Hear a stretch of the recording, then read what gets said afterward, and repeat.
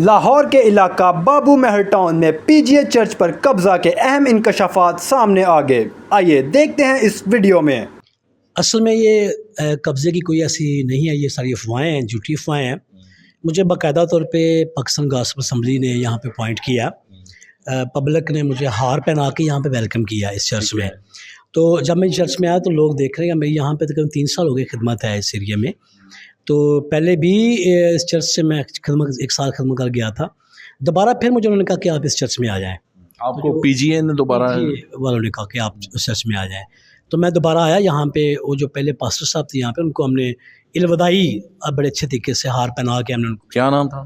یوسف ملوک ان کا نام تھا، ان کو الوداع کیا اور پھر آپ کو ہاں جی مجھے ویلکم کیا گیا۔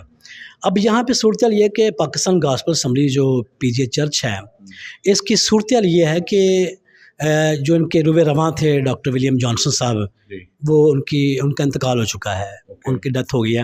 ان کے 2 بیٹے ہیں، ایک سائمن ڈبلیو جانسن ہے، ایک سالم ڈبلیو جانسن ہے۔ تو ان کے آپس میں وراثتوں کا اور آپس میں پراپرٹی کے جھگڑے چل رہے ہیں ان کے۔ وہ کہتا کہ یہ میری ہے، وہ کہتا میری ہے، وہ آپس میں گتھم گتھا ہوتے رہتے ہیں۔